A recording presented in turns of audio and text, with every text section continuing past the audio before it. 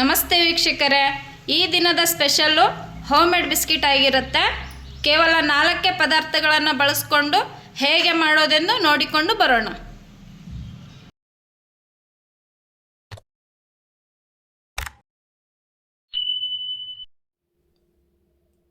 Biscuit ಮಾಡ್ಕೊಳ್ಳೋಕ್ಕೆ ಮೊದಲಿಗೆ ನಾವು ಒಂದು ಬಟ್ಲಷ್ಟು ಸಕ್ಕರೆ ತೊಗೊಂಡಿದ್ದೀನಿ.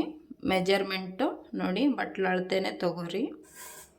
ಇದನ್ನು ಸಣ್ಣದಾಗಿ ಪುಡಿ ಮಾಡ್ಕೊಂಡು ಬರೋಣ. ಅಳತೆ ಮಾಡಿ ತೊಗೊಂಡಿದ್ನಲ್ಲ ಸಕ್ಕರೆ ಪುಡಿ ಮಾಡ್ಕೊಂಡು ಬಂದಿದ್ದೀನಿ.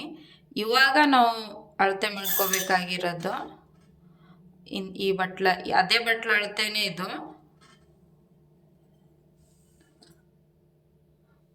ಕರೆಕ್ಟಾಗಿ ಒಂದು ಬಟ್ಲು ಅಳತೆ ಮಾಡಿ ತಗೊಳ್ಳೋಣ. ಒಂಚೂರು ಜಾಸ್ತಿ ಆಗುತ್ತೆ, ನಾವು ಪುಡಿ ಮಾಡಿಕೊಂಡು ಮಿಕ್ಸಿ ಮಾಡ್ಕೊಂಡಿರೋದಕ್ಕೂ ಆಮೇಲೆ ಇಡೀ ಸಕ್ಕರೆ ತೊಗೊಳೋದಕ್ಕೂ ಜಾಸ್ತಿ ಅನಿಸುತ್ತೆ. ನೀವು ಪುಡಿ ಮಾಡಿಕೊಂಡೇ ಅಳತೆ ತಗೋರಿ. ಈ ರೀತಿ ಒಂದು ಬಟ್ಲಷ್ಟು ಬೇಕು ನಮಗೆ ಸಕ್ಕರೆ ಪುಡಿ. ಇದನ್ನು ಸೋಸ್ಕೊಳ್ಳೋಣ. ಸಕ್ಕರೆ ಪುಡಿನ ಸೋಸ್ಕೊಂಡ್ರೆ ಈ ರೀತಿ ದಪ್ಪ ಇರೋ ಸಕ್ಕರೆ ಎಲ್ಲ ಇದ್ರ ಮೇಲೆ ಬಂದ್ಬಿಡುತ್ತೆ. ನಮಗೆ ಸಕ್ಕರೆ ಐಶಿಂಗ್ ಶುಗರ್ ಅಂತಾರಲ್ಲ ಆ ರೀತಿ ಆಗುತ್ತೆ ಇದು ಸಕ್ಕರೆ ಪುಡಿ. ತುಪ್ಪ ಇದು ಮೊದಲಿಗೆ ಈ ರೀತಿ ಇರುತ್ತೆ. ನಾವು ಇದನ್ನು ಕರಗಿಸಿ ಫ್ರಿಜ್ಜಲ್ಲಿ ಇಟ್ಕೊಂಡ್ರೆ ಈ ರೀತಿ ಆಗುತ್ತೆ ನೋಡಿ. ಈ ರೀತಿ ಆಗುತ್ತೆ. ಕರಗಿಸಿ ಫ್ರಿಜ್ಜಲ್ಲಿ ಇಟ್ಕೊಂಡ್ರೆ ಒಂದು 5 ನಿಮಿಷದಲ್ಲೇ ಈ ರೀತಿ ಆಗುತ್ತೆ ನಿಮಗೆ. ಇದನ್ನು ಒಂದು ಬಟ್ಲಷ್ಟು ಅಳತೆ ಮಾಡಿ ತೊಗೊತೀನಿ. ಸಕ್ಕರೆ ತೊಗೊಂಡಿದ್ನಲ್ಲ ಅದೇ ಬಟ್ಲು. ಒಂದು ಬಟ್ಲು ಅಳತೆ ಅಷ್ಟು ತುಪ್ಪ ತೊಗೊಂಡಿದ್ದೀನಿ.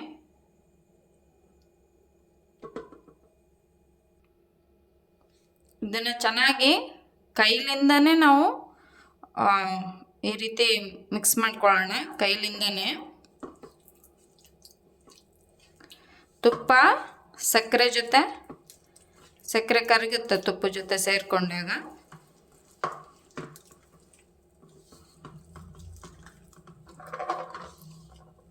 ಇದೇ ರೀತಿನೇ ಮಿಕ್ಸ್ ಮಾಡ್ಕೊತೀರ್ರಿ.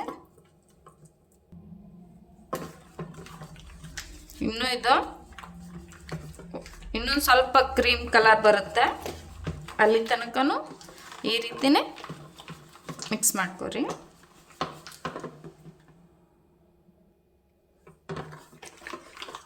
ಈ ರೀತಿ ಕ್ರೀಮಿ ಥರ ಆಗಬೇಕಿದು. ಕೈಯಿಂದನೇ ಆದರೆ ನಮಗೆ ಗೊತ್ತಾಗುತ್ತೆ ಇದ್ರದ್ದು. ನೋಡಿ ಈ ರೀತಿ ಆಗಿರುತ್ತೆ. ರೆಡಿ ಆಯ್ತಿದ್ದು. ನಾನು 2 ನಿಮಿಷದವರೆಗೂ ಈ ರೀತಿ ಮಾಡ್ಕೊಂಡಿದ್ದೀನಿ.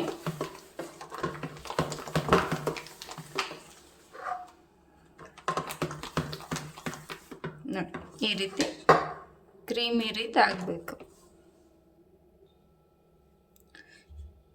ಇದಕ್ಕೆ ಇವಾಗ 2 ಬಟ್ಲು ಆಗೋಷ್ಟು ಮೈದಾ ತೊಗೊಂಡಿದ್ದೀನಿ. ಬಟ್ಲು ಅದೇ ಬಟ್ಲು 2 ಬಟ್ಲಾಗಷ್ಟು ಮೈದಾ ತೊಗೊಂಡಿದ್ದೀನಿ. ಇದರಲ್ಲಿ 1 ಟೇಬಲ್ ಸ್ಪೂನಷ್ಟು ನಾನು ತೆಗಿತಿದ್ದೀನಿ, ಯಾಕಂದರೆ ಇದಕ್ಕೆ ಚಿರೋಟಿ ರವೆ ಹಾಕ್ತೀನಲ್ಲ ಅದಕ್ಕೋಸ್ಕರ.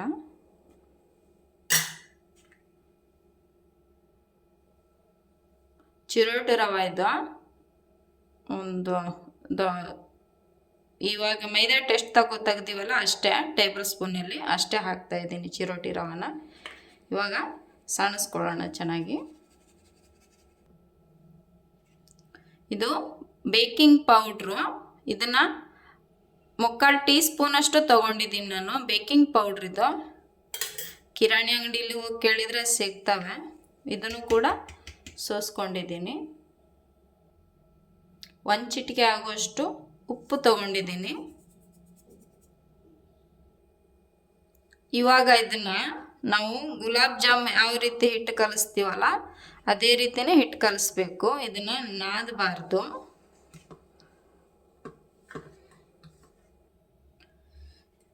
ನಾನು ಕಲಸಿದ್ದೀನಿ. ಇದಕ್ಕೆ ಇನ್ನೂ ಒಂದು ಸ್ವಲ್ಪ ಮೈದಾ ಹಿಟ್ಟು ಬೇಕನ್ಸುತ್ತೆ. ಅದಕ್ಕೋಸ್ಕರ ನಾನು 1 ಟೇಬಲ್ ಸ್ಪೂನಷ್ಟು ಮೈದಾ ಹಿಟ್ಟನ್ನ ಹಾಕ್ಕೊತಿದ್ದೀನಿ. ಅವಾಗ ಯಾಕೆ ತೆಗೆದೆ ಅಂದರೆ ಕೆಲವೊಂದು ಸಲ ಹಿಟ್ಟು ಗಟ್ಟಿ ಆಗುತ್ತೆ, ಅದಕ್ಕೋಸ್ಕರ ತೆಗೆದೆ ನಾನು. ಅದನ್ನು ಚೆನ್ನಾಗಿ ಸಣಿಸ್ಕೊಂಡು ಕಲಸೋಣ.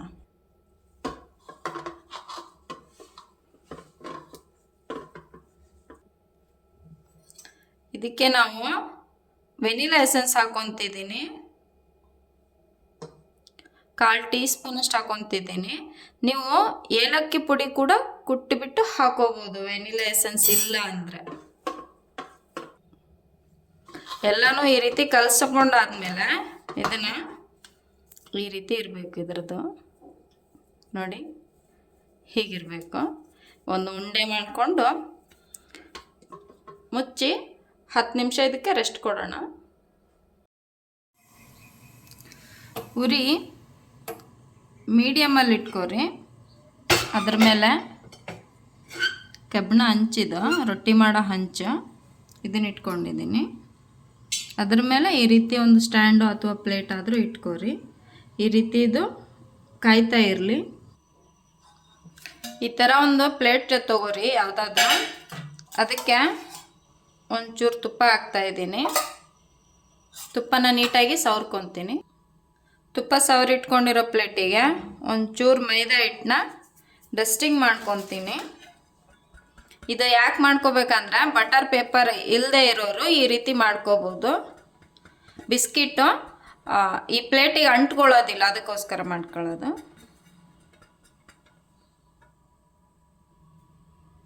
ಈ ರೀತಿ ಎಲ್ಲ ಕಡೆ ಸ್ಪ್ರೆಡ್ ಮಾಡಿ ಇಟ್ಕೊಂಡಿದ್ದೀನಿ.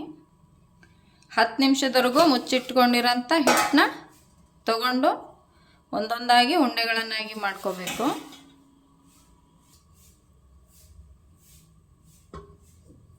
ಮೆಜರ್ಮೆಂಟಿಗೋಸ್ಕರ ಸ್ಪೂನ್ ತೊಗೊಂಡಿದ್ದೀನಿ, ನೀವು ಅಷ್ಟೇ.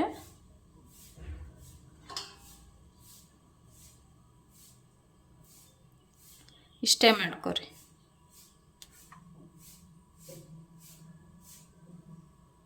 ನಾವು ಹಿಟ್ಟು ಡಸ್ಟಿಂಗ್ ಮಾಡಿ ಇಟ್ಕೊಂಡಿದ್ವಲ್ಲ ಆ ಪ್ಲೇಟಿಗೆ ಸುತ್ತಲೂ ಇಟ್ಕೊತೀನಿ. ಎಲ್ಲನೂ ಈ ರೀತಿ ಪೇಡಗಳನ್ನಾಗಿ ಮಾಡಿಕೊಂಡು ಸ್ವಲ್ಪ ಸ್ವಲ್ಪ ಗ್ಯಾಪಲ್ಲಿ ಇಟ್ಕೊಂಡಿದ್ದೀನಿ ನಾನು.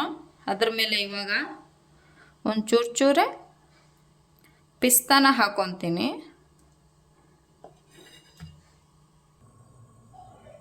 ಕಾಯ್ದಿದೆ ಚೆನ್ನಾಗಿದ್ದು. ಇವಾಗ ನಾವು ಮಾಡಿಟ್ಕೊಂಡಿದ್ವಲ್ಲ ಪೇಡಗಳನ್ನು ಇದ್ರ ಮೇಲೆ ಹೀಗೆ ಇಟ್ಕೊಳ್ಳೋಣ. ಅದಕ್ಕೆ ಈ ರೀತಿ ಒಂದು ಬುಟ್ಟಿ ಅಥವಾ ಪಾತ್ರೆ ಯಾವುದಾದ್ರೂ ನಡೆಯುತ್ತೆ. ಈ ಥರದ್ದು ಮುಚ್ಚಿಡೋಣ.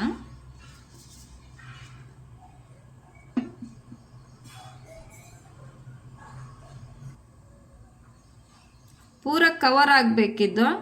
ನಾವು ಇದು ಹಂಚು ತುಂಬ ಇದು ಕವರ್ ಆಗಬೇಕು. ಬಿಸಿ ಆ ಕಡೆ ಈ ಕಡೆ ಹೋಗಬಾರ್ದು. ಈ ರೀತಿ ಪಾತ್ರೆ ತಗೋರಿ. ಈ ಥರ ಮುಚ್ಚಿ 30 ನಿಮಿಷ ಇದೇ ರೀತಿನೇ ಸಣ್ಣ ಊರಿನಲ್ಲೇ ಬೇಯಿಸ್ಕೊಳ್ಳೋಣ. ಅರ್ಧ ಗಂಟೆ ಆದಮೇಲೆ ಚೆಕ್ ಮಾಡ್ಕೊಳ್ಳೋಣ. ಬಿಸಿ ಇರುತ್ತೆ, ಹುಷಾರಾಗಿ ತೆಗೀರಿ. ಆಗಿದಾವೆ ಇವು. ಇದನ್ನು 5 ನಿಮಿಷದವರೆಗೂ ರೆಸ್ಟ್ ಆಗಕ್ಕೆ ಬಿಡೋಣ. ಸೈಡಿಗೆ ತೆಗೆದಿಟ್ಟು ಬಿಸಿ ಇರುತ್ತೆ, ಹುಷಾರಾಗಿ ತೆಗೀರಿ. ಇನ್ನೊಂದು ಸ್ವಲ್ಪ ಹಿಟ್ಟು ಉಳಿದಿತ್ತಲ್ಲ ಅದೇ ರೀತಿನೇ ಬೇಯಿಸ್ಕೊತೀನಿ. ಇದನ್ನು ಹೋಮ್ ಮೇಡ್ ಬಿಸ್ಕಿಟ್ಟು ರೆಡಿ ಆಗಿದೆ. ಇದಕ್ಕೆ ಬೆಣ್ಣೆ ಬಿಸ್ಕಿಟ್ಟು ಕೂಡ ಅಂತಾರೆ. ಮನೆಯಲ್ಲೇ ಮಾಡಿಕೊಂಡ್ರೆ ಇದು ನಾವು ಹೊರಗಡೆ ತಿನ್ನೋದಕ್ಕಿಂತ ಚೆನ್ನಾಗಿರುತ್ತೆ ಈ ಬಿಸ್ಕಿಟ್ಟು. ಹಾಗೂ ನನ್ನ ಚಾನಲ್ಗೆ ಸಬ್ಸ್ಕ್ರೈಬ್ ಆಗಿ. ಧನ್ಯವಾದಗಳು.